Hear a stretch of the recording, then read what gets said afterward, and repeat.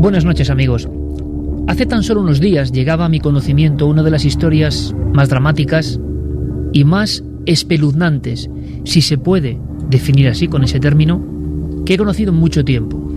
Rápidamente, al saber de ella, imaginé y diseñé un programa que volase, y lo vais a entender, rumbo al misterio, porque esta noche, ante todo, os invitamos a eso, a que os abrochéis los cinturones, pongáis en vertical vuestro asiento y con la fuerza y el combustible poderoso que es la imaginación y la fantasía, iniciéis un genuino vuelo hacia el misterio. La historia me llega desde personas que tienen vinculación y trabajan en la compañía Iberia. Un Airbus 340 con unos 290 pasajeros. Un viaje transoceánico. Es de noche. Entre la tripulación va un piloto experimentado que está incómodo en su asiento. Viaja de tránsito, no va a los mandos de la aeronave y está conversando tranquilamente con las azafatas.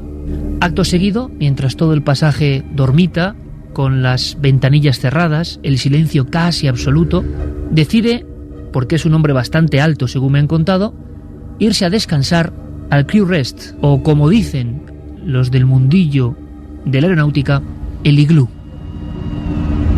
Tiene que alejarse de la zona de pasajeros, bajar por unas escaleras que casi nadie conoce, casi nadie me refiero a los que viajamos a lo largo y ancho del mundo sin conocer las entretelas de lo que es un avión y su criptosociedad, su sociedad hermética y cerrada que guarda los secretos, aunque a veces, como veis, estos se escapan y llegan a la radio. Imaginemos ese piloto de más de 1,95, un hombre fornido, joven, desciende los peldaños con dificultad porque todo ahí es estrechura y llega a un compartimento. Imaginad, amigos, las típicas portezuelas, por ejemplo, del servicio del avión, se abre directamente y entonces en plena oscuridad, con un pequeño panel o botones en un lateral, pero que él no pulsa porque conoce perfectamente el camino, vislumbra dos pequeñas literas. Son literas que parecen casi para polizones, pero que evidentemente cumplen una gran función. Pilotos, personal de vuelo, incluso a veces mecánicos que van en ciertos viajes, aprovechan para descansar en los trayectos largos. La oscuridad es completa, absoluta. Este hombre no tiene más que extender su brazo, su largo brazo, para tocar una de las literas, uno de los colchones. Lo palpa y se da cuenta de que hay alguien, de que en el pequeño habitáculo hay alguien más, pero las azafatas, el equipo al completo estaba arriba. Aparta rápidamente las yemas de los dedos, piensa en un instante si encendieron la luz y en aquel minúsculo reducto otea las sombras para darse cuenta de que es una niña. Hay una niña de unos 5 o 6 años durmiendo en la litera superior del iglú. Se queda de pie un instante, la mira fijamente y parece que incluso ve cómo gira su rostro, su angelical rostro, y sonríe como dormitando, como en un ensueño. Casi está tentado y la ropa un poco más, sube la pequeña manta. Acto seguido, sin hacer ruido, sin siquiera desabrocharse los zapatos, se tumba en la litera inferior y le alcanza el sueño.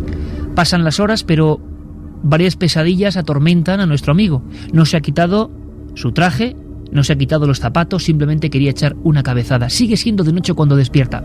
Acto seguido, se incorpora y mira la litera de arriba, no hay nadie. La cama está perfectamente hecha. De inmediato piensa en, seguro, alguna hija, alguna pariente de azafatas. No recordaba haber visto ninguna niña, ningún niño entre los 290 pasajeros, pero es la única explicación. Nada más subir, se encuentra en la zona, digámoslo así, donde se preparan las bebidas calientes del avión, a la azafata y le dice que de quién es la niña que estaba allá abajo en el iglú, que qué extraño bajarla allá abajo, si es que no se podía dormir. La azafata se queda con cara extrañada porque no hay ninguna niña en el vuelo. Se empieza a contar.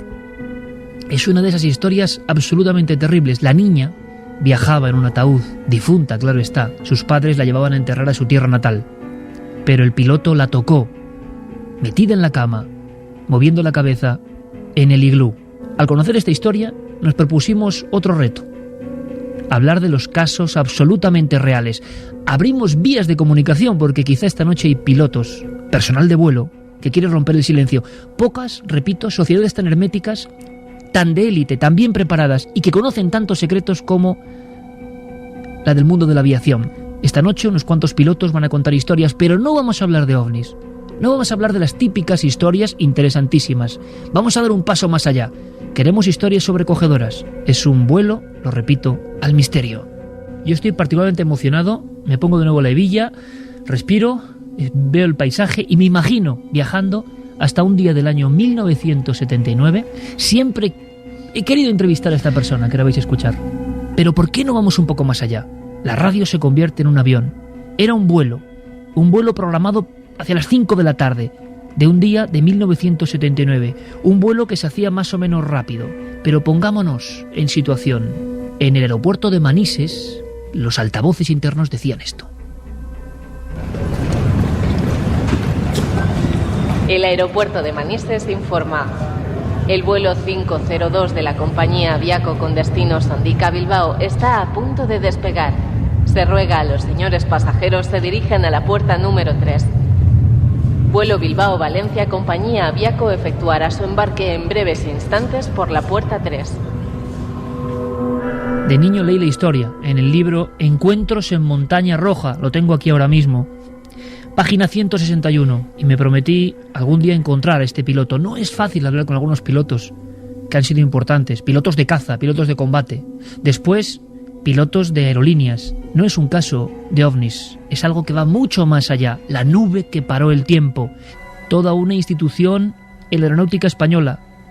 Don Carlos García Bermúdez, buenas noches. Buenas noches, señores, buenas noches. JJ Benítez recordaba que ya había aterrizado 1000 veces en la pista de Sondica, 7000 horas como comandante en aquel instante, una vida ligada al aire, ¿no? ¿Y cómo recuerda 30 años después, más de 30 años después, este incidente tan, no sé si llamarlo extraordinario, inquietante, distinto a lo demás, ¿no?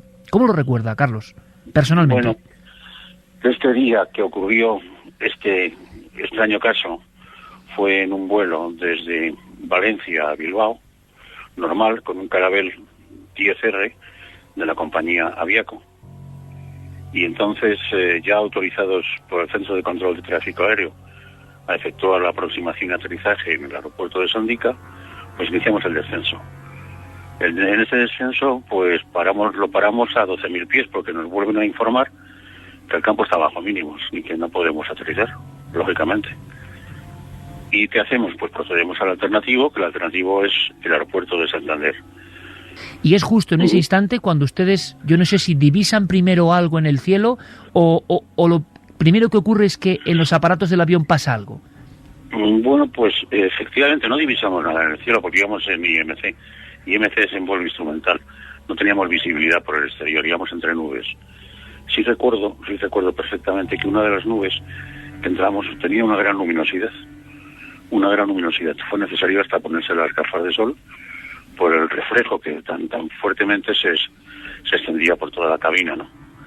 Entonces, en ese momento fue cuando ocurrieron todas estas cosas.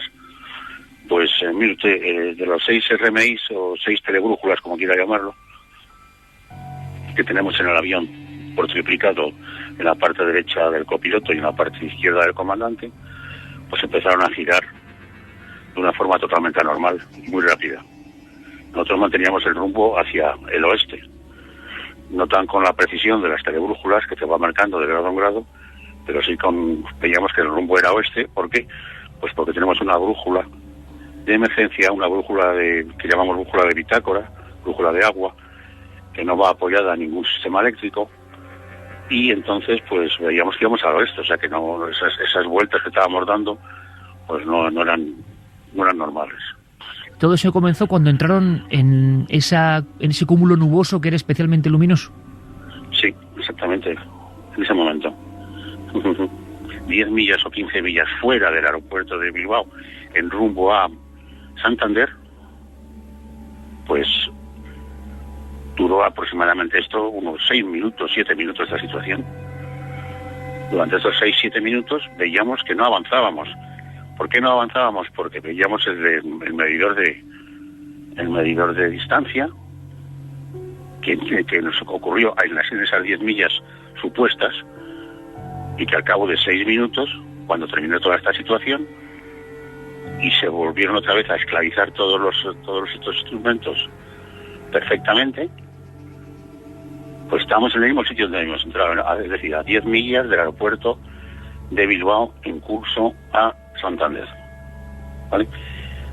Por otra parte, los equipos de VHF, que son equipos de radio, de transmisión de radio de alta frecuencia, estaban todos bloqueados.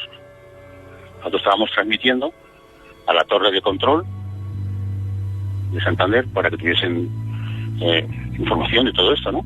Y nada, pues no podíamos transmitir ni recibir tampoco. Estábamos bloqueados completamente. Y fue también en ese instante en que salimos de esta, digamos, nube luminosa y que ya se esclavizaron todos los instrumentos, tanto los horizontes artificiales como los RMIs o telebrújulas. Y ya veíamos que nos estaba llamando. Empezamos ya a oír, cuando se normalizó la situación. Empezábamos a oír a Santander, a la Torre de Santander, que nos llamaba con insistencia porque estaban preocupados porque veían que no llegábamos. Las azafatas pues entraron varias veces en cabina preguntando que por qué no habíamos ya no llegado, sino iniciado la aproximación, y nosotros estábamos tan sorprendidos que no sabíamos qué decirla. Esto es lo más importante de todo, más que estos blocajes del horizonte artificial de los equipos de VHF. Porque no es habitual, ¿no, Carlos? Esto no... Los RMI, no, que va a ser habitual. Puede fallarte uno o dos, claro, pero no los 6 a la vez. Y todos los horizontes artificiales y todos los VHFs, que van apoyados en diferentes fuentes de corriente eléctrica. Y si falla uno, inmediatamente y automáticamente se pone la alternativa, entra la alternativa, muchas veces sin enterarte. Bueno, pues lo más importante de todo, lo más trascendente de todo, es que aparecimos en el mismo sitio donde empezó esto. Claro. Había inquietud. No era normal lo que estaba ocurriendo, no era nada normal. Y como no era nada normal, pues bueno, pues estábamos un poco inquietos, efectivamente. A ver si usted lo puede recordar, en ese transcurso de esos minutos dentro de la nube, alguno de los indicadores incluso contó a la inversa las millas, es decir, en vez de ir acumulándose, fueron a la inversa. No sé si esto es posible o fue así. Bueno, sí, efectivamente. Esto nos ocurrió a 10 millas, vamos, estoy dando la cifra supuesta, 10, 12 millas, y empezó a contabilizarse el contador al revés, o sea, empezó 10, 9, 8, 7, hasta 0. O sea, como si el avión estuviese volando hacia atrás. Eso es imposible. Y eso es totalmente imposible. Y cuando salimos de todo esto, pues de pronto pues aparecimos otra vez en las 12 millas, justo donde empezó todo este lío. Y, don Carlos, en un caso tan especial como estamos viendo, que es difícil dar ningún tipo de explicación, ha pasado el tiempo, se publicó con este titular, que no sé si usted, digamos, reafirma o no, la nube, entre comillas, que paró el tiempo. ¿Qué opina de este titular? Verdaderamente fue lo que ocurrió. 31 años después, cuando usted, quizá tranquilamente en su hogar, imagino que de vez en cuando le vendrá algún recuerdo de esto. ¿Cómo se puede interpretar? 32, sí, 30. Sí. ¿Algún recuerdo? Pues la verdad es que, mira, el tiempo borra todo.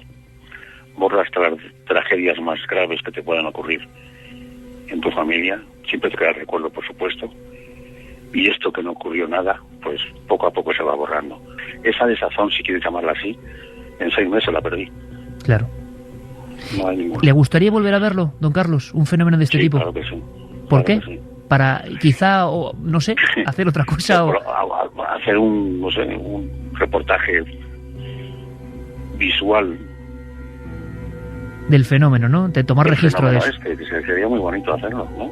¿Nunca volvió a ver otra nube de ese tipo, don Carlos? Con algún piloto joven y tal. Nunca. Don Carlos García Bermúdez, muchísimas gracias, de verdad.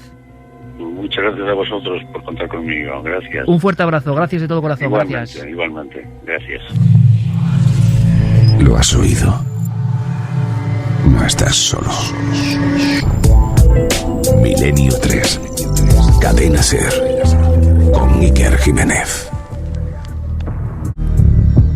un comandante español, compañía Aviaco, también en Iberia, hablando de cómo dentro de esa nube luminosa los indicadores de recorrido de millas iban hacia atrás, la inquietud en la tripulación, las llamadas de torre de control. Nadie sabía qué estaba ocurriendo. En un vuelo de 14 minutos invirtieron 32. El combustible se había gastado como para 32. El avión parecía ir hacia atrás. La comprobación mecánica que se hizo en el aeropuerto de Paralle de Santander no arrojó ninguna solución al misterio. Todo el equipo había sido bloqueado.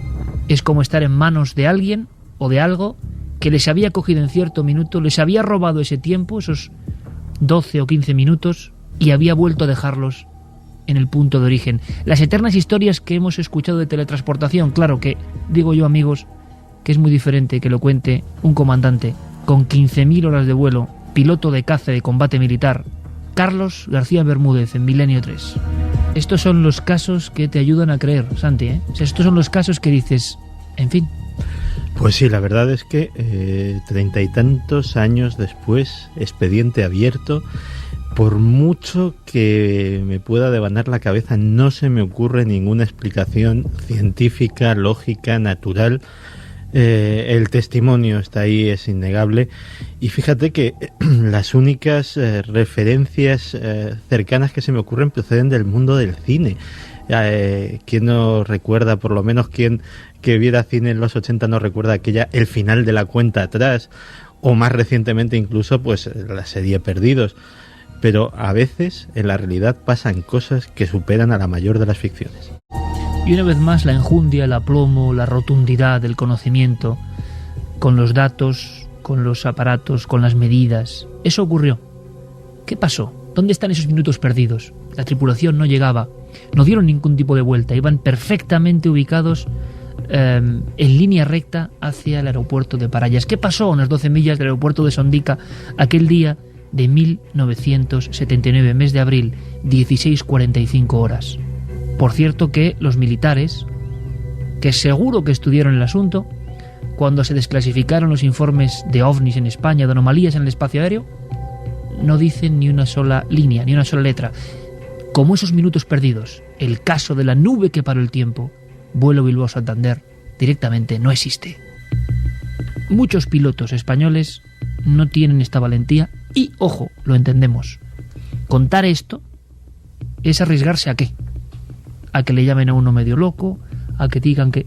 Pero, ¿qué tiene que pasar tan fuerte para que un comandante del prestigio de Carlos García Bermúdez y de tantos otros, Carlos García Rodrigo, Julián Rodríguez Bustamante, Juan Ignacio Lorenzo Torres, tantos y tantos que han pasado por estos micrófonos, qué les tiene que haber pasado, qué han visto en los cielos, qué han sentido para decir, por encima de todo, lo cuento? Bueno, pues vamos a otra historia que si cabe es todavía más sobrecogedora y que se convirtió en un icono de apariciones dentro de un avión, como el caso que iniciaba este programa. Apariciones que motivaron incluso escritos de la propia compañía aérea, amenazas a los implicados y la extraña historia que también está conjugada con lo peor que puede pasar en el cielo, por encima de los fantasmas, claro. Un accidente mortal, un accidente terrible. Es la historia de un vuelo que, amigos, repito, ajustense los cinturones, pónganse en el asiento vertical, miren si quieren a la inmensidad cósmica del cielo, porque emprendemos, nos llaman ya para embarcar en una nueva historia. Vuelo 401 de la compañía Ester Airlines, Lockheed Tristar L1011, matrícula N310EA, con destino Miami, está a punto de despegar. El comandante Bob Love, en nombre de toda su tripulación, les desea una buena travesía y un próspero y feliz año 1973. Hemos escuchado al piloto que, como ocurre muchas veces, se aproximaba el fin de año y deseaba un feliz 1973. No lo fue para toda aquella tripulación. No, y que era un 29 de diciembre de 1972 cuando ese vuelo 401 de la Eastern Airlines sale del aeropuerto JFK de Nueva York con destino a Miami. Además, los pasajeros iban muy contentos porque desde cabina les habían dicho que hacía un tiempo muy agradable en Miami. Iban la mayoría de ellos pues a pasar las vacaciones de Navidad con sus familiares. Incluso había algunas pasajeras que llevaban a su perrito, a un caniche blanco, al lado con ella en los asientos. El piloto era Robert Loft, era uno de los pilotos con más horas de vuelo de la compañía, llevaba 35 años en esa compañía. El primer oficial era Albert Scott Steele y el ingeniero de vuelo Don Report. Don Report además se había acostado pronto la noche anterior porque estaba un poco resfriado y quería mantenerse con todos sus sentidos alerta, porque claro, cuando van a pilotar un vuelo de esas características, pues tienen que tener todos los sentidos muy alerta.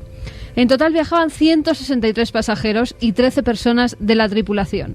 El vuelo no tiene ninguna complicación, pero cuando van a aterrizar se dan cuenta de que el tren de aterrizaje no responde. Desde la torre de control le dan órdenes de que sobrevuele el aeropuerto a 2.000 pies, mientras piensan cómo solucionar el percance. En la cabina se viven momentos de tensión porque uno de los pilotos, el que precisamente dice que el tren de aterrizaje está ya bajado, no se encendía. Incluso llegan a sacarlo y ven que la bombilla está rota. No tenía esa bombilla, no funcionaba. No se dan cuenta de que el altímetro va bajando. Hay un pitido que avisa cuando ese avión va bajando. En un momento dado, cuando estás a pocos pies del suelo, hay un pitido que alerta a los pilotos. Pero estos, entre el nerviosismo de lo que estaba pasando, no se dan cuenta. La torre de control les está hablando. Y hay un momento dado, 23:42 de la noche, que el avión desaparece del radar de la torre de control. Ese avión, el vuelo 401, se precipita sobre los Everglades, una zona pantanosa que está muy cerca de Miami. El impacto no es tan fuerte como si se hubiera estrellado contra la tierra. Es un lugar en el que el lodo hace que ese gran choque sea menor. Como una especie de marisma, ¿no? Para entendernos. Sí, además esa marisma está llena de caimanes, de cocodrilos, de serpientes. El avión se parte en 3 partes, Iker. Los que estaban sentados justo en los asientos centrales son los más perjudicados.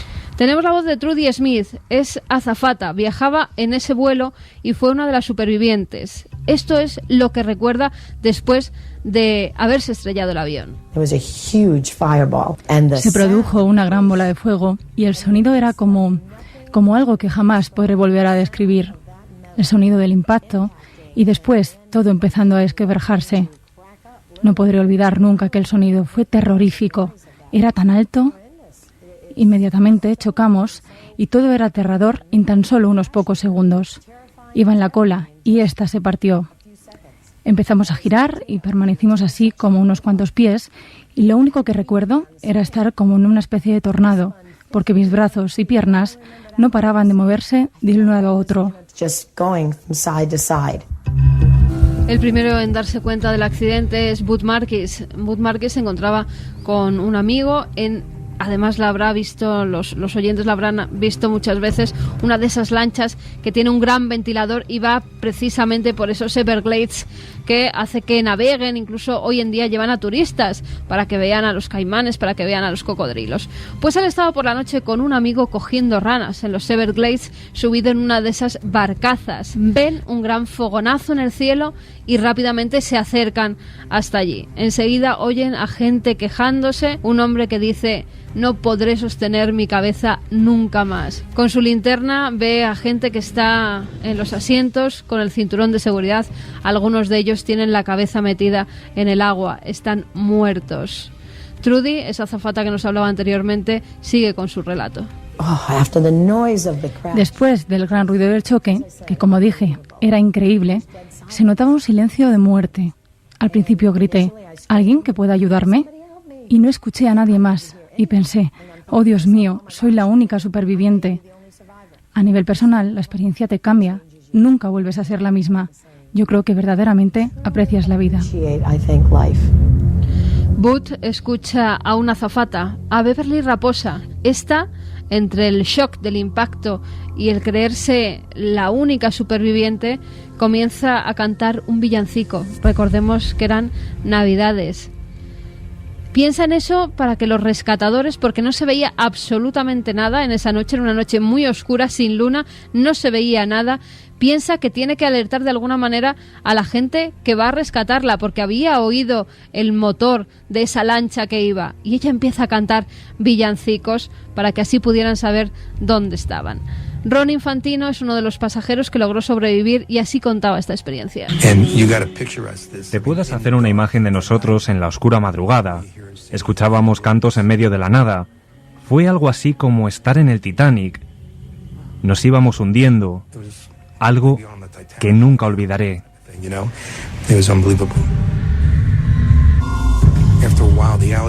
Pasaba el tiempo y empecé a escuchar el ruido de los cocodrilos y las serpientes, como si se fueran acercando y recuperando su propio hábitat.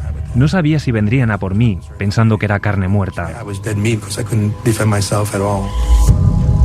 Se escuchaba ese ruido, pero la verdad es que no se acercaron mucho porque el fuel se había extendido por los Everglades y los cocodrilos, eso es lo que les paró, no fueron hacia todos esos cuerpos que estaban ya flotando en el agua, entre el lodo. Pero aún así algunos animales pues sí se colaban, y esto oía el superviviente Ron. De repente se empiezan a escuchar aspas de helicópteros. Los supervivientes piensan que ya va a producirse el rescate de todos ellos, pero estaba tan oscuro y que no se veía absolutamente nada. Y Bud, ese que iba con la lancha, decide empezar a hacer movimientos con su linterna para que sepan que están allí, porque él estaba que no daba abasto con los supervivientes, estaba haciendo torniquetes a algunos de ellos, otros incluso se habían salvado porque las heridas las tenían taponadas con el lodo, eso es lo que les salvó. Luego dijeron los médicos que les salvó eso, que algunas heridas que tenían muy profundas con el lodo se habían taponado, aunque en otros casos ese lodo produjo una gran infección y murieron después. Pero bueno, los llega a ver un suboficial de la Guardia Costera, Don Sneck, y enseguida comienza el rescate. Tenemos la voz de este guardia de la lancha costera, de los helicópteros. Me preguntó dónde estaban todos los miembros de rescate. Yo no quería dejar allí a nadie, y él me dijo que había un montón de cuerpos esparcidos en aquel lugar. Así que fui a alcanzar la parte más grande, que estaba a una pequeña distancia de mí, y me di cuenta que era una de las secciones principales del avión. Y este accidente se convertirá, por desgracia, es uno más de la historia de la aviación, pero se convirtió en una pesadilla para la propia compañía por una serie de incidentes que empiezan a pasar a posteriori. Sí, que en total son 99 personas las que pierden la vida. 2 de ellas eran azafatas. Los pilotos que iban, los 3 pilotos, el ingeniero que iba en la cabina, las 3 personas, mueren. Y el ingeniero Ron, al día siguiente, muere en el hospital. Llegan a la conclusión de que ha sido un fallo humano, y fíjate, en las autopsias se ve que además ha sido un fallo humano del piloto, porque este tenía un tumor cerebral. Cuando le hacen la autopsia se dan cuenta de que ese tumor cerebral ha podido causarle errores en la vista, que no calculara bien, y lo dan como un error. Pero la compañía recoge varias de las piezas que han logrado salvarse de ese avión. En total son 401 piezas, que son puestas en 30 aviones diferentes. 30 de esos aviones tienen piezas del vuelo siniestrado. A partir de ese momento, la Easter Airlines empieza a tener informes de que los espíritus de los pilotos Robert Love y el ingeniero Don Report han sido vistos en diversos vuelos. O sea que es las piezas que han servido de ese accidente en la zona pantanosa de los Caimanes las que luego van a otros lugares. Vamos a ir escuchando a algunos amigos, porque, por ejemplo, Sebastián Vázquez tuvo la oportunidad en Miami de entrevistarse con algunos de los protagonistas de este hecho. Mercedes Ruiz, si no me equivoco, es una de las azafatas, y historias sobrecogedoras. Escuchamos a Sebastián Vázquez, que tenía muy fresco el recuerdo de estas entrevistas mantenidas en Miami con esos supervivientes y con lo que pasó después, como que apariciones de la tripulación de aquel vuelo, del vuelo 401. Impacta mucho el día en que fue, porque fue en Navidad.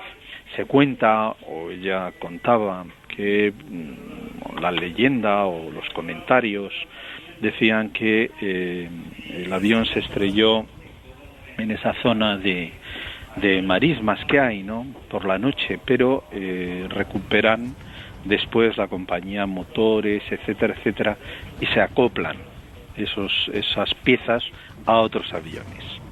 Casualidad o no, lo que narraban es que en los aviones donde esas piezas se habían colocado nuevamente para su uso, pues es donde se aparecían estos pilotos. Sea como fuere, verdad o mentira, pero parece ser que lo cierto es que llegó a tal psicosis, esas apariciones, vamos a llamar fantasmales, del piloto y su acompañante o copiloto fallecidos, que la propia compañía toma medidas de tal manera que desmonta esas piezas que antes había montado. Antes de que nos cuentes más elementos del gran caso de aparecidos dentro de una línea aérea convencional, escuchemos algo que yo creo que es sobrecogedor. A Sebastián Vázquez le llegan a mostrar enseres de aquel vuelo recuperados por la azafata y sobre todo una fotografía de todo el equipo de azafatas. Pero al ver la fotografía ahora, había una terrible sorpresa. Ella, pues lógicamente, conservaba fotos de las compañeras, una maleta, una maleta del accidente, ¿no?, que sobrevivió, una maleta pequeña. Y en la foto, porque al ser un día tan señalado, si no recuerdo mal, eran 9 azafatas. Bien, pues curiosamente, en esa foto se dan una serie de características de que las supervivientes, porque sobrevivieron, si no recuerdo mal, ahora mismo me parece que 2, son las únicas que tienen los ojos abiertos, mientras que las otras... Había una serie de características curiosas en esa foto, en las que a simple vista señalaba las azafatas muertas y las azafatas que sobrevivieron. Más datos sobre el vuelo 401. Pues sí, que como bien decía Sebastián Vázquez, la compañía en un principio niega los hechos, dice que allí no ha pasado nada, que esos testimonios son falsos. Incluso entre los trabajadores les dicen que alguien que vuelva a dar un nuevo testimonio, que se filtre algo, que va a ser despedido inmediatamente. Pero con los pocos datos que se filtran, los nombres de algunas azafatas, de algunos pilotos, John Fuller, que es un investigador, empieza a tirar del hilo. Y llega hasta el año 1973, marzo de 1973, unos 6 meses después de que se produzca el accidente. Las azafatas Dennis Walworth y Ginny Packard, en un vuelo Nueva York-Miami, de nuevo, ven en 2 momentos diferentes, cada una por solitario, en la cocina a Don Report, al que era el ingeniero que había muerto en ese vuelo 401. ¿Lo identifican sin lugar a duda? Lo identifican perfectamente. Dice que en un principio ven, además las dos lo dicen por separado, una especie de nube que se empieza a formar y que incluso ven cómo lleva las gafas. En el instante en el que se van a dirigir a él para ver qué hace dentro de la cocina, desaparece, se desvanece. Varios meses después, septiembre de 1973, una azafata ve que hay un pasajero más que no está en la lista. Hay un hombre sentado en primera clase, está vestido con el uniforme de piloto. Ella se dirige a él, le pregunta si en el último momento ha querido coger el vuelo, que se identifique para saber quién es y ponerlo en la lista.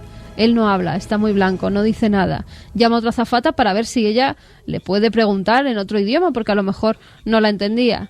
Le preguntan en varios idiomas y de nuevo no dice absolutamente nada. Llaman al comandante, el comandante sale y lo reconoce perfectamente. Era Bob Loft. Habían pilotado varios aviones juntos. Después de varios testimonios, John Fuller llega a varias conclusiones. Que siempre ocurre en aviones L-1011 de la Eastern Airlines, incluso aquellos que alquila a otras compañías, que en la mayoría de los casos llevaban piezas del avión siniestrado y que siempre se aparecen en la ruta Nueva York-Miami. En algunos de los casos, en el que ha habido pequeños incendios, incluso en el fuselaje, se han aparecido el piloto y el copiloto y han alertado a los pilotos que llevaban ese vuelo. Al ir a darle las gracias, se han dado cuenta de que eran los espectros, los fantasmas de estos 2 pilotos que murieron pilotando el vuelo 401. A la vuelta, y antes de meternos en el asunto de actualidad, antes de terminar este viaje, este vuelo al misterio, conoceremos algunos otros casos y algo ocurrido en España. en los años 70, también con cosas que no debían estar, cosas imposibles que aparecieron, algunas bastante macabras. Pero escuchemos a Enrique de Vicente, que también estudió de cerca el asunto del vuelo 401 y que indagó sobre todo en las estrictas amenazas de la compañía para silenciar estos hechos, las apariciones posteriores de Loft y Repo. Y es que se publicó un relato de los hechos ocurridos en la revista de la Fundación para la Seguridad en Vuelo.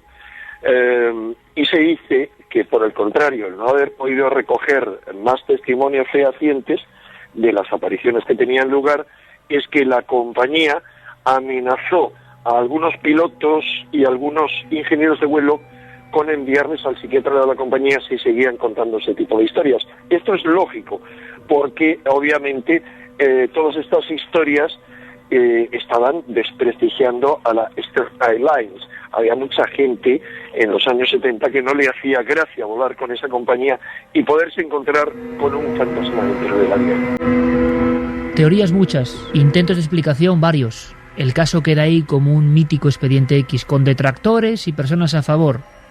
Enrique dice que no es el único caso. Para él hay una teoría que justificaría lo que pasa en esos vuelos. Las azafatas, algunas que aún viven, aseguran que han visto a los dos compañeros en diferentes vuelos, como velando por la seguridad de los pasajeros.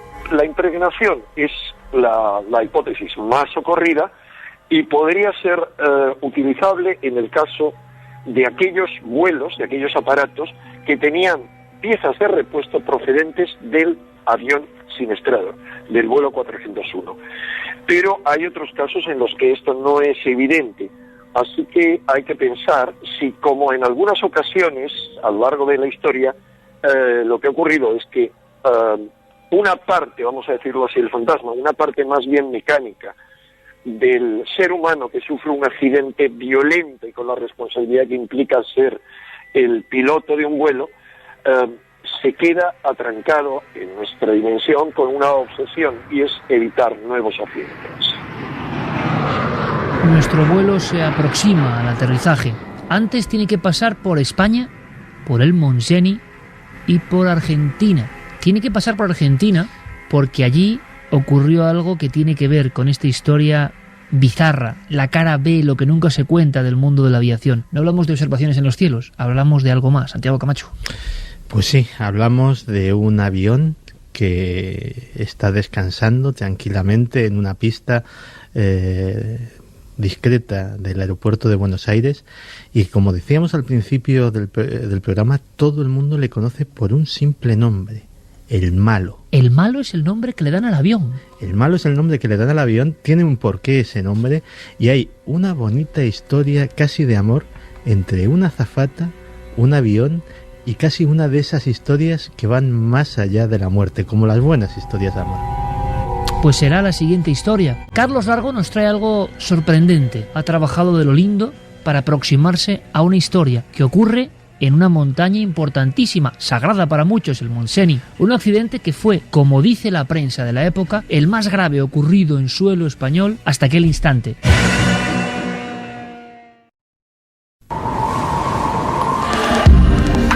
Nunca antes habías estado tan cerca de lo desconocido. Milenio 3. Cadena SER. Seguimos atravesando, como escucháis, las nubes. Cada uno de los cientos de miles de amigos de Milenio 3 tiene un pasaje comprado en este vuelo singular. Nos están hablando personas de muy diferente pensamiento, incluso. Personas que han estado cerca de los misterios del aire, y no de los misterios convencionales, sino de otros que casi nunca salen a la luz. Nos quedaba una visita, bueno, dos. La primera, una solitaria pista de aterrizaje, un avión de aspecto abandonado. ¿Por qué? En Argentina. ¿Por qué, Santi? Pues esta historia lleva circulando pues bastantes años, concretamente casi desde el 2001, 10 años de historia. Y la verdad es que se conoce en círculos muy concretos, los círculos aeronáuticos argentinos, y muy especialmente en el aeropuerto de Ezeiza, en Buenos Aires.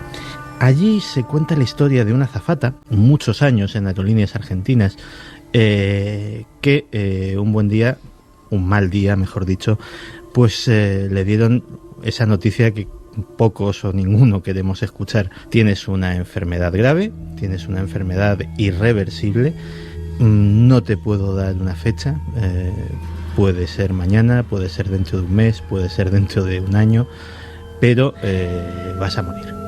Ella, enamorada de su trabajo, solamente hizo una pregunta, dijo, bueno, ¿puedo continuar trabajando?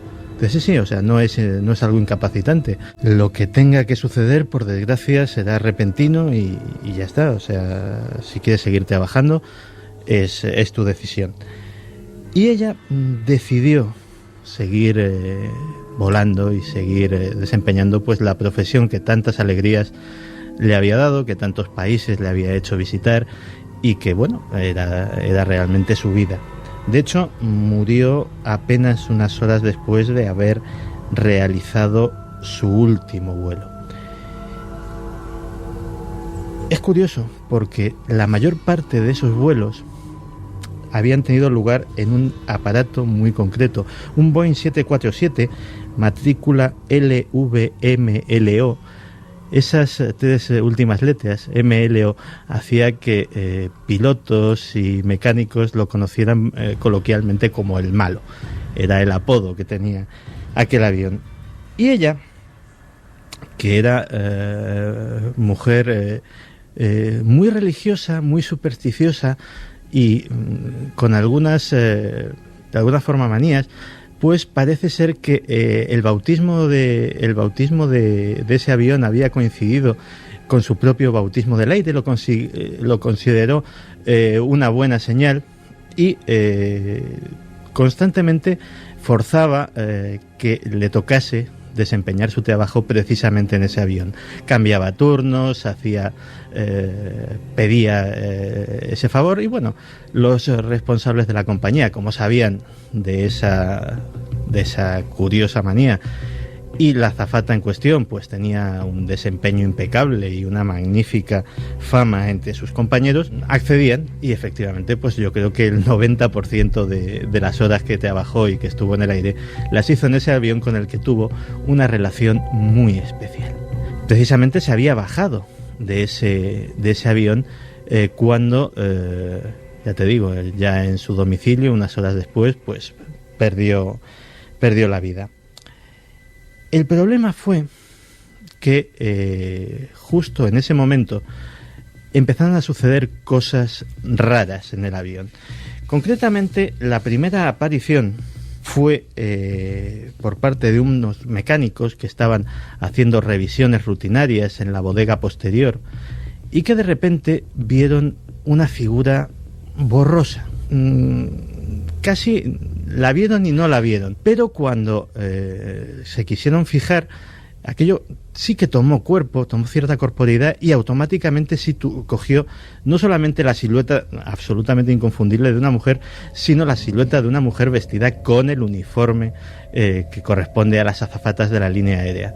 Quisieron decirle algo, pero se desvaneció ante sus ojos. Imagínate el susto de estos mecánicos. Se lo contaron a sus compañeros, imagínate también las risas, las burlas, las insinuaciones de que no se debe beber estando revisando un avión, ese tipo de cosas. Pero días después ya no fueron los mecánicos, fue el personal de limpieza que lógicamente inmediatamente después de cada vuelo pues hacen un repaso de toda la cabina y que además en ese aeropuerto en concreto, donde claro hacía constantemente escala ese avión, conocían a todos los miembros habituales de la tripulación y estaban allí pues vaciando ceniceros, pasando el aspirador, etcétera, etcétera, cuando vieron al fondo del pasillo a una azafata que sabían muy bien que no podía estar allí porque ellos sí que la conocían y sabían que estaba muerta. Las historias se empezaron a repetir hasta que en el año 2000 el malo hizo incluso escala en Barajas, y en Barajas los mecánicos también tuvieron una aparición de la misteriosa azafata. El caso es que un año después, entre que el avión llevaba en servicio desde 1979, que es cantidad de horas de vuelo importante y que ya estaba empezando a coger mala fama entre todo el personal de la línea aérea, fue dado de baja y retirado a una pista auxiliar y a un hangar del aeropuerto de Buenos Aires. Allí, pues, como en el caso del avión de Miami, pues piezas que se aprovechaban, de hecho los motores íntegramente están instalados ya en otros aviones, diverso material, asientos, etcétera, etcétera, fueron desguazados, pero ningún mecánico que llevó a cabo el desguace quería no solamente ir solo, sino ni siquiera ir en parejas. Tenían que ir cuadrillas relativamente numerosas para hacer trabajos que solamente hubiesen requerido un par de personas. Finalmente siguió habiendo algún relato, pero nadie se ha retirado, o sea, se ha dignado a retirar ese fuselaje que está ahí ocupando un sitio como rumoroso en mitad de una pista solitaria, y al que nadie se acerca porque le tienen un temor reverencial. O sea, está ahí, lo siguen llamando el malo. Quedaría una última historia antes de escuchar vuestros mensajes y meternos en otras harinas de la actualidad, una historia que casi en titulares le voy a pedir que desarrolle nuestro compañero Carlos Largo, porque claro, sí que hemos tenido un caso español, el del comandante Carlos García Bermúdez y la nube que paró el tiempo. Hemos hablado de ese caso que iniciaba la noche, esa leyenda urbana, creemos, evidentemente, de la niña del iglú del Airbus 340. Hemos conocido una historia tremenda ocurrida en los Everglades de Miami y ahora Argentina. Queda un incidente, un rarísimo incidente, un dramático incidente con una sorpresa final. Carlos, buenas noches. Buenas noches, Iker. Hablamos del Montseny, montaña sagrada. Hablamos concretamente del Pico de las Agudas en el área del Montseny. Aquí se produjo una de las mayores tragedias aéreas de España. Fíjate, te leo únicamente el titular de la prensa, La Vanguardia, año 1970, mes de julio. 112 personas perdieron la vida en la catástrofe aérea más grave registrada en España, justo en las laderas del Montseny, como decimos. La tragedia parte desde Manchester, nos vamos a Inglaterra. Un avión parte, un Comet de la compañía Daner, rumbo hacia Cataluña, y justamente pues cuando pasa por esta zona española, el piloto cree que está sobre el aeropuerto de Sabadell. Se pone en contacto con la torre de control del aeropuerto del Prat para solicitar aterrizaje. El aeropuerto del Prat le da ese permiso para aterrizar, pero pues los aparatos estaban totalmente confusos. Por entonces hay que recordar que pues los aparatos de localización eran mucho más antiguos, no tenían las nuevas tecnologías que tenemos ahora con los GPS, por ejemplo, y entonces pues se produce la catástrofe que nadie esperaba. El accidente aéreo se produce en esta zona. Y pues se escucha un ruido, estremecedor que asusta incluso a todos los habitantes de los poblados aledaños. Justamente un pueblo que se llama Vilagrau, pues se alerta. No se sabe muy bien qué ocurre durante esas primeras horas con este avión, no se sabe la zona exacta donde se ha estrellado. Se da la noticia en la radio comarcal y pues empiezan a dar estos vecinos las primeras voces de alerta de ese ruido que habían escuchado a la policía. ¿Qué ocurre a continuación? Pues la prensa también se empieza a hacer eco y pues tenemos a una persona protagonista de entonces, que era pastelero, sigue siendo pastelero muy conocido en el área y además corresponsal de este área del Montseny. Se convirtió en periodista a partir ya era por entonces, pero sobre todo muy muy importante a partir de cubrir esta noticia. Le llaman, le dice que se ha producido esta tragedia, que acuda a cubrir esa información. Nos contaba Enric Casals, que es esta persona, este hombre que era muy joven por entonces, que llama al juez de paz, llama al delegado comarcal de esa zona para acudir junto a ellos a la zona de la tragedia y lo que describe, lo primero que se encuentra es estremecedor, así que vamos a escucharle porque tiene mucha fuerza. Fueron unas imágenes impactantes, restos humanos colgados en las ramas de los árboles y completamente destrozados. Pude ver varios infortunados pasajeros con el cinturón de seguridad puestos y el reloj parado a las 7:40 horas. Casi todos eran de condición modesta, a tenor de las prendas y objetos de sus equipajes. Fueron unas imágenes impactantes y imposibles de olvidar, porque estaban esparcidos los cadáveres en un radio de unos 500 metros en medio del bosque y claro, yo por proximidad pues fui el primer periodista que estuve allí. 2:17. Escuchéis Milenio 3, ahora mismo sobre las faldas del Montseny. Me estoy imaginando a este hombre que se convierte casi a la fuerza en periodista, allí solo, observando a los pasajeros en las butacas con el cinturón abrochado y el reloj parado a una misma hora. Primera diapositiva de una tragedia que, dentro de lo que cabe, a pesar de su gravedad, era normal hasta el momento, Carlos. Sí, como decíamos, 112 víctimas hasta el momento. Los primeros momentos, nos describe Enric, que fueron totalmente de confusión. No se sabía muy bien en qué término municipal había caído el avión. Incluso se produce una pequeña disputa entre dos términos comarcales por quién se tiene que hacer cargo de esa recogida de los restos y posterior enterramiento. Y incluso se produce también una extraña casualidad que, bueno, pues se reclama en los días posteriores esos cadáveres de vuelta a Inglaterra, pero no hay suficientes cajas de zinc, según la normativa de por entonces, para proceder el traslado. ¿Y qué se decide? Se decide dejar enterrados en una fosa en el cementerio de Arbúcies. Todos estos restos están las lápidas identificadas y, bueno, pues justo también Enric nos describe una acción, una situación que es estremecedora, que es cuando la Cruz Roja empieza a recoger esos restos y empieza un nuevo misterio. La Cruz Roja y los equipos de asistencia recogieron los cadáveres, aún los tengo en mente, con sacos de plástico transparente, no bolsas negras como se suele hacer habitualmente, transparente. Cogían un brazo, un par de piernas, una cabeza, unos cuantos huesos, ¡pam!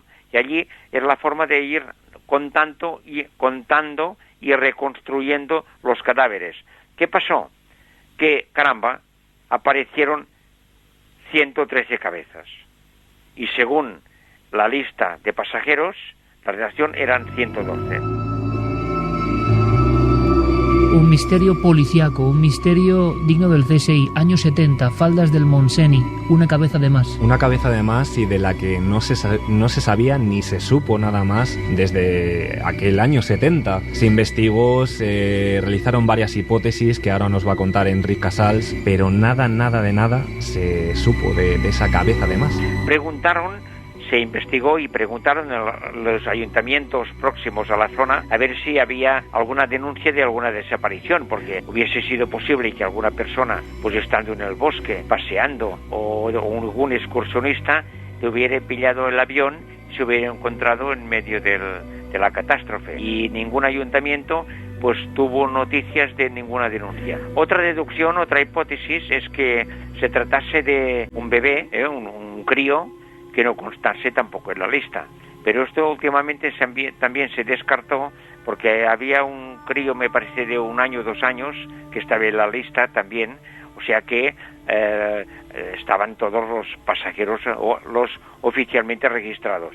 Bueno, nunca se ha podido aclarar, o sea, aquí hay 113 personas sepultadas en el cementerio de Arbúcies, porque aquí, y en cambio, pues en la relación de personas que están aquí en la fosa común, pues son 112. Una cabeza sin nombre, por lo tanto, y no se ha logrado resolver después de 40 años. Nada, como hemos escuchado, incluso se pensó que era de un excursionista que pudo tener la mala suerte de encontrarse con la tragedia justo en el área, pero nada, no hay ninguna información, ningún dato que identifique esta cabeza. La cabeza de nadie. De nadie. Y fíjate, esta cabeza de nadie, Enric todavía la recuerda.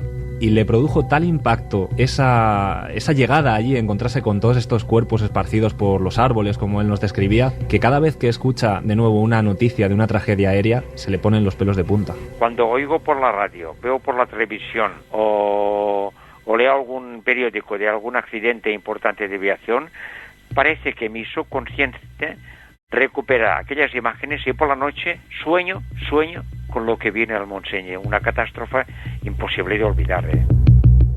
2:22, una historia que recupera nuestro compañero Carlos Largo, y también quiero agradecer muy especialmente a tanta y tanta gente, Santi, Carmen, que nos envía información constantemente. Guillermo León tiene que seleccionar muchas veces, porque son cientos, miles de mensajes, pero en cuántos de esos mensajes llegan pistas, llegan datos que luego se convierten en investigación. Nos ayudáis a investigar, y cómo me gusta reivindicar la labor de los cronistas locales, como este caso, ¿no? Gente con alma. Es un pastelero muy reconocido, pero claro, el mejor periodista sin duda, porque se las ha visto de verdad sobre el terreno. Y cómo nos gusta, no que ocurran estas tragedias, claro, por supuesto, sino cómo nos gusta que haya gente dispuesta a peinar las zonas y contarnos historias. Gracias por contar con nosotros, y gracias, Carlos, por un gran trabajo periodístico que seguro que seguiremos ahondando en él. Gracias, compañero. Muchas gracias. Permíteme únicamente, Iker, que, como tú bien decías, agradecerle también este contacto a Josep de la revista La Selva Comunica, que nos dio la posibilidad de conocer la historia de Enric Casals. Pues a toda esa cadena, que en el fondo son cadenas de amigos que nos permiten saber más. Gran trabajo, Carlos. Gracias. Gracias a ti. Mensajes.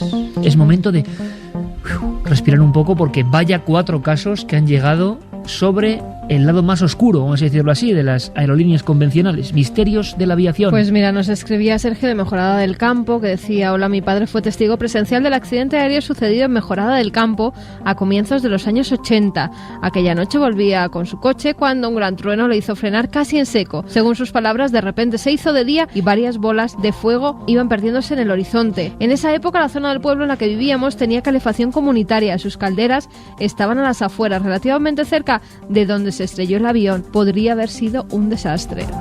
Docha preguntaba sobre el caso del piloto que hemos entrevistado, del comandante, si se notó el gasto de combustible y si podría haber atravesado algún campo magnético. Exactamente, el gasto de combustible fue el equivalente a esos minutos y kilómetros de más, kilómetros de nadie también en este caso. Teresa desde Castelldefels nos dice: mi padre trabajó en Iberia durante más de 30 años y siempre nos decía que a los pilotos se les tenía prohibido hablar de cualquier fenómeno extraño vivido durante cualquiera de los vuelos. Repetimos que tiene hasta su lógica, por eso solo los más valientes tienen los redaños de hacerlo público, como esta noche. David decía y nos mandaba un mensaje que a mí me ha puesto la carne de gallina. Si queréis ver cosas raras, pasad una madrugada al otro lado del río Jarama, donde se estrelló el avión de Spanair. Pues sí, un tanto desagradable y un tanto espeluznante. Jaime decía: hola, milenarios, en una semana viajaré a Estados Unidos y con el tema de esta primera hora me ha dejado sorprendido. Esta noche os escucho sin mi perrito Milo, que murió hace una semana. Nunca te olvidaré, lo decía Jaime. Ha habido más fallecimientos de perritos, Iker, pero si quieres lo decimos luego con una canción un poco alegre para que a esta gente le suba un poco el ánimo. ¿Nos metemos en camisa de 11 varas? Vamos con ellas. Hay invitados excepcionales, los que más pueden saber de esta historia. ¿Es verdad lo de Bin Laden? ¿Es mentira? ¿Cómo está la encuesta? Vamos a ver. Casi no te doy tiempo, es como un refilón, porque es que además hay muchísimos votos esta noche. Sí, la pregunta es: ¿crees en la versión oficial de la muerte de Bin Laden? Pues va subiendo, 80,8% que no creen en esa versión oficial de la muerte de este terrorista.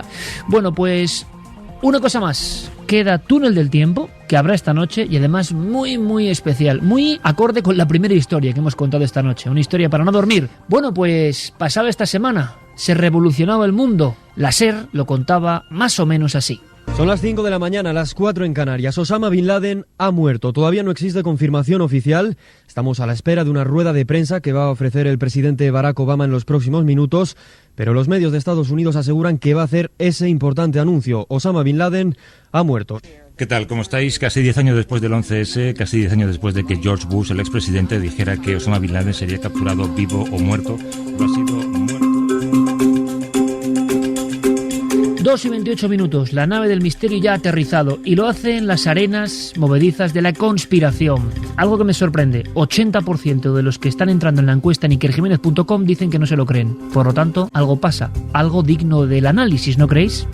Y para analista de estos mundos, Santiago Camacho. No se lo cree la gente. Pues no se lo cree el 80% de nuestros amigos, pero curiosamente, durante esta semana he tenido ocasión de hablar con voces y expertos muy serios del mundo del espionaje, del mundo militar, y curiosamente ninguno se lo cree también. O sea, no hay, digamos que la opinión del hombre de la calle y la opinión del experto es casi unánime. Pues venga, empecemos con el informe, Santi. Claro. Claro, porque aquí hay una cosa que es cierta. Cuando nos planteamos hacer esto, decimos, bueno, estamos hablando de un tema que a lo largo de la última semana se han hecho miles de horas de radio y de televisión desmenuzando cada detalle. Se han escrito miles de páginas de periódico. ¿Nosotros qué contamos? Pues creo que lo mejor que podemos hacer es ir precisamente desgranando una serie de preguntas e intentando aportar no la respuesta, pero sí las posibles respuestas o las respuestas razonables. Y hay preguntas que todos hemos tenido en mente esta semana. Yo creo que la primera de ellas es cómo se organizó la operación. Es decir, llega hace una semana, el domingo pasado, Obama, dicen que han matado a Bin Laden, da pocos detalles, y hasta ahora lo que nadie ha explicado realmente bien es cómo se llega hasta Bin Laden y cómo se organiza todo esto. Por cierto, Santi, un pequeño anexo nada más. Muchísima gente nos ha escrito porque nosotros el domingo por la noche hicimos un tema sobre la tragedia del descanso, mencionando a Bin Laden y al segundo de Bin Laden en España. Y horas después va y pasa esto. Pero bueno, es una mínima nota al margen. Pues la operación se monta de la siguiente manera. Nadie sabe cómo. Si mediante una delación, si mediante trabajo de inteligencia, casualidad o vaya usted a saber qué, sí que se localiza en Abbottabad, que es una zona al norte de Pakistán, muy cerca de la zona de conflicto de Cachemira, una zona curiosamente en la que hay un importantísimo destacamento militar prácticamente a 200 metros del lugar de residencia. Se localiza una residencia en la cual, si no bien se sabe si está Bin Laden o no, sí que parece que hay actividad importante de Al-Qaeda. La cosa es tan sonada que la CIA monta una división especial en Abbottabad. O sea, compran una casa y desde esa casa cercana vigilan constantemente la casa de Abbottabad. Allí hacen pues el recuento de personas que entran, que salen, cuántos hay, hombres, mujeres, niños, y localizan a un personaje al que ponen de nombre en clave El Paseante, que muy de Expediente X, ¿no? Efectivamente, y piensan que es Bin Laden. A partir de ese momento se inicia la vigilancia por satélite, por aviones espía no tripulados, etcétera, etcétera, y se monta toda esta operación. 6 semanas antes, hace 7 semanas ya, parece ser que la Casa Blanca recibe confirmación absoluta de los servicios de inteligencia de que Bin Laden vive en esa casa. Y cuesta esas 6 semanas tomar la decisión de qué hacemos. Todo esto, según, insisto, las versiones oficiales que están saliendo de la propia CIA y del propio gobierno estadounidense. Y es Obama en persona el que daría la orden de matar a Bin Laden, porque no estamos hablando de una operación de captura, no estamos hablando de una operación que tenga finales abiertos, sino que solamente hay un objetivo, y eso nos lo explica nuestro amigo periodista Fernando Rueda. A mí no me cabe ninguna duda de que tenían la orden de matar a Bin Laden, nunca llevárselo vivo, porque Bin Laden preso habría sido un generador de atentados, un generador de guerras a favor de él. Por lo tanto, la operación relativamente sencilla.